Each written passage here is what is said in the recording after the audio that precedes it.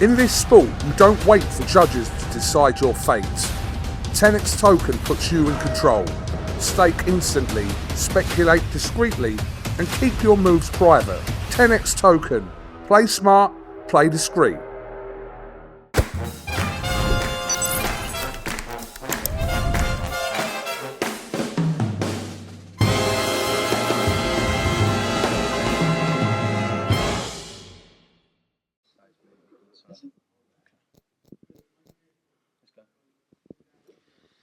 This is Colin McGuigan for IFLTV. Delighted to be joined by Samuel Jones in Orlando. Samuel, is this your first time here? Just Sam on the passport. Yeah, it's first time I've been to Orlando, yeah. First time.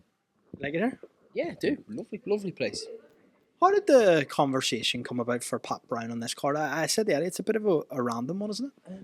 In his contract, for his first year, he's got to have an American fight. So this was the one that came up. That's the one we're doing. But look, Pat's on his press conference there. He's really grateful to be here. Matchroom have honoured the contract to a T, as they always do, to be fair.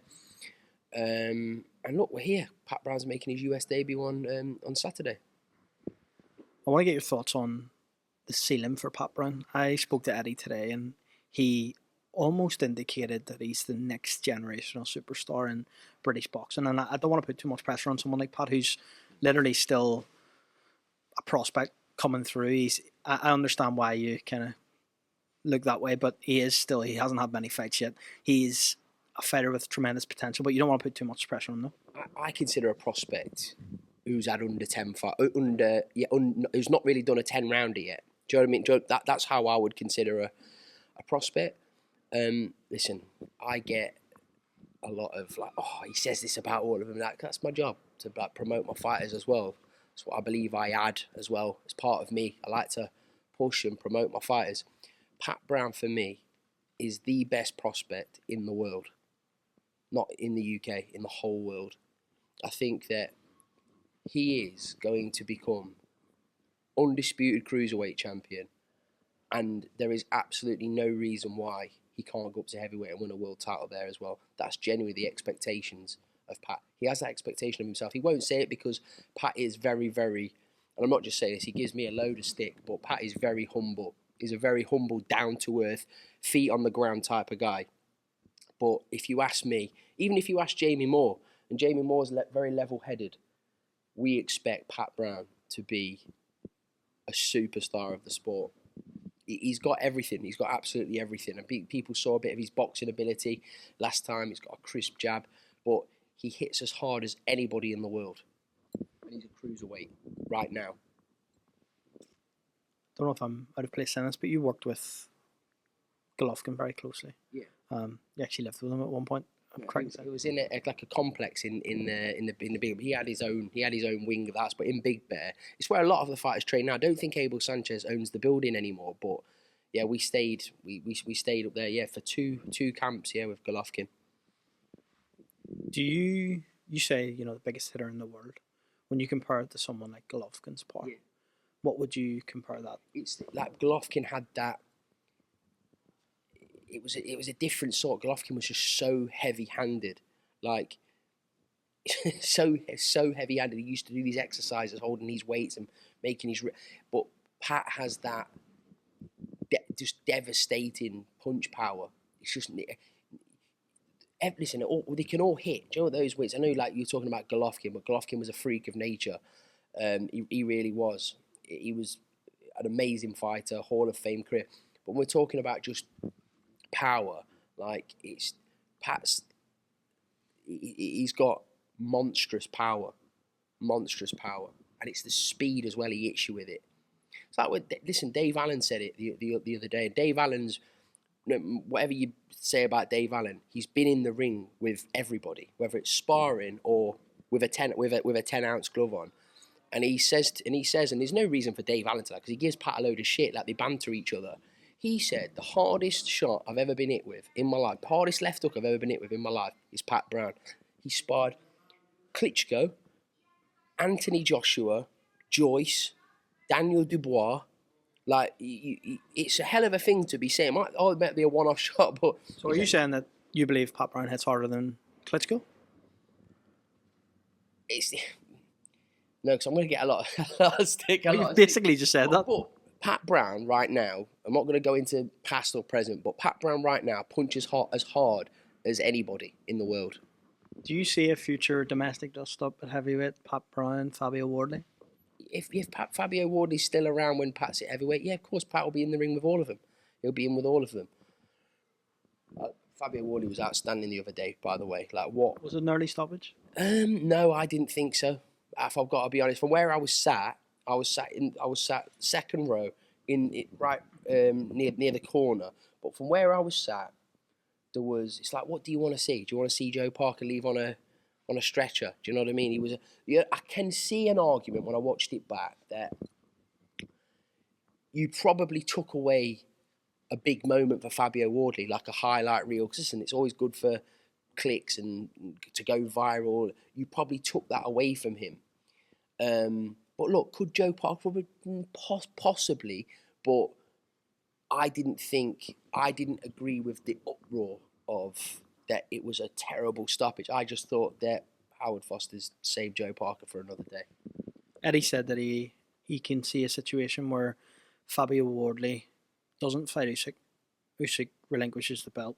He fights a timer, and then potentially AJ after that. Is that something that you would like to see? Fabio Wardley, AJ after maybe Fabio Wardley a timer or a timer AJ? He can fight Daniel Dubois if he wants.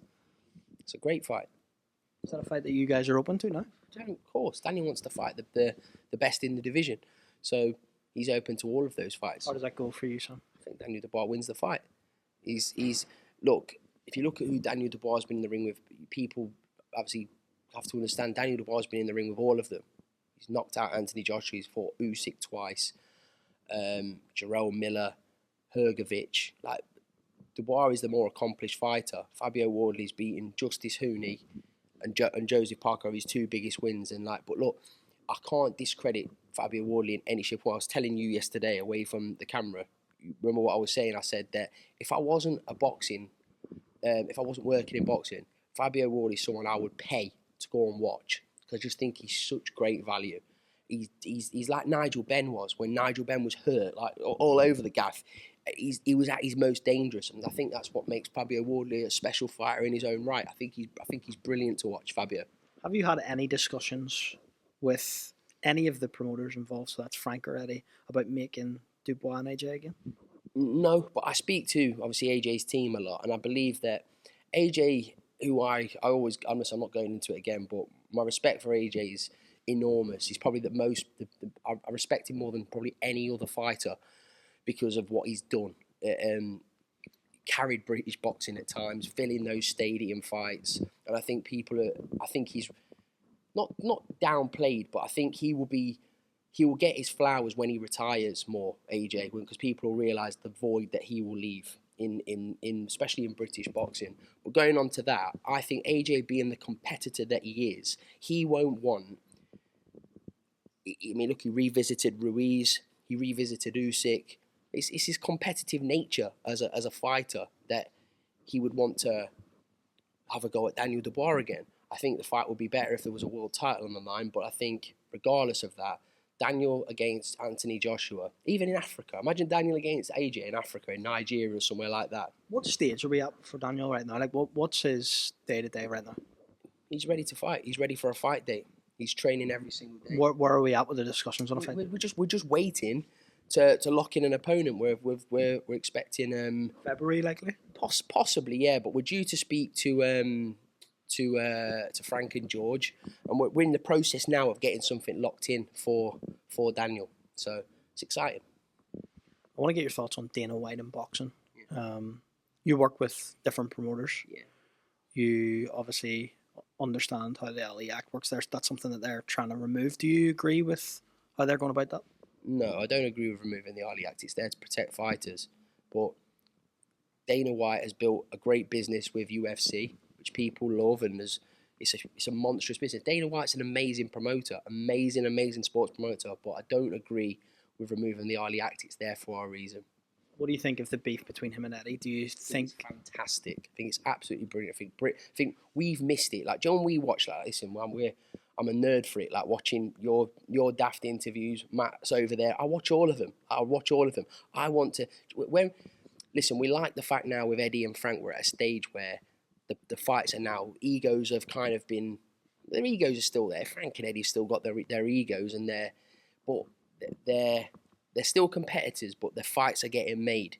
But I think slowly but surely we're just starting to see a little bit, like with when Frank was giving the Donkey Derby comment, and Eddie saying, "Oh, there'll be more people in there than there was for Wardley." I think we have missed that competitive edge. So now Dana White's come in, and he's like making his claim, "I'm going to do this, change the ring size and all that," and Eddie's like, he's giving Eddie not a kick up the arse, but it's the same with Frank. Like, you want these, the more competitive these promoters are, the better it is for you guys, for content, but for us as fans, we get to see better fights because they all want to outdo each other. So we're going to see better fights get made. Have you had any discussions with Sufa or TKO about any of your fighters that you work with? No. Would you work with them? It depends on the situation, on a specific fighter. If it was right for that specific fighter, then yeah, of course. You just asked me my opinion about the Ali Act and whether it should be changed, and I was like, no, because it's there for a reason. That's why my follow-up is would you work with them on the basis that you don't agree with removing the Ali Act? I don't agree with a lot of things, but it's about the specific fighter. If the product is right for a specific fighter, then of course you work with. Listen, you have to work with everybody in boxing, whether you agree or disagree with a lot of things. It's about being rounded, and you've got to work with everybody. Conor Benn, Chris Eubank. We're a couple of weeks out. Yes. What's your involvement with Conor Benn in that camp? No involvement. Conor's a friend of mine. And that's that, really. He's I get on with Conor very well. Believe he beats Chris Eubank Jr. this time? Absolutely, yeah, I do. How does he do it? I think he does it inside the distance. But look, you're going to ask me my opinion. Like, I'm speaking like with Conor Benn goggles on. I believe he wins. But this is what I will say. In the first fight, like, Conor was very emotional. Like, he's an emotional person, full stop, right? But he fought with too much emotion. He was trying to concentrate. He was concentrating too much on trying to physically hurt Chris Eubank Jr., right? In this fight, he's very, very mellow, right? And he's just concentrating on winning. All that matters to him is winning. So I think you're going to see a different performance for Conor. You're still going to see the barbaric fight, what it will be, because that's what it will be. They're both that type of high energy, tough. I mean, Chris Eubank Jr., no matter, listen, I'll give him huge props. He is fucking tough. He's one tough fucker, Chris Eubank Jr., and he'll have it. Do you know what I mean? So it's two guys that have got huge pride, family name, and they're going at it again round 13. Credit to both of them, but I think the last fight took more out of Junior than it did of Conor. Conor's 28, 29 years old. Eubank's 35, 36. I just think Conor will be the fresher man in the fight. And then after he does that, I'd like him to go down to 154 and campaign there and win a world title there. Because he's too small for 160, 168, whatever he's fighting at. Run me through the Sam Jones stable of fighters this side of Christmas. What are we looking at? What we've got coming up. So we've got Luke Pryor making his professional debut on Saturday on the Bawatsi Parker card. Sadly can't be there. Pat Brown, who's fighting here, obviously making his US debut. Then we'll have a week off, and then we've got Jack Catchell co-main event against Echo Esserman on the Eubank Benn undercard, Tottenham Hotspur. Then we go straight to Birmingham, Cameron Vong against Gavin Gwynn on the Ben Whittaker undercard. He'll be chief support of that. Then we go on to Monte Carlo, and we have Conor Walker against Pat McCormack. Then, before the year's out, we will have Adam Hamed out. We'll have Sami Hamed out.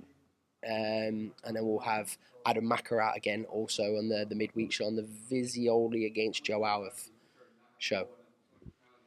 Sam Jones, you're a busy man. Yeah. I appreciate your time on IFLTV. We'll catch up again tomorrow for a bit of a different type of catch-up that I want to do with you that you don't know about until tomorrow, but I appreciate it. My pleasure, mate. In this sport, you don't wait for judges to decide your fate. TenexToken puts you in control. Stake instantly, speculate discreetly, and keep your moves private. TenexToken. Play smart, play discreet.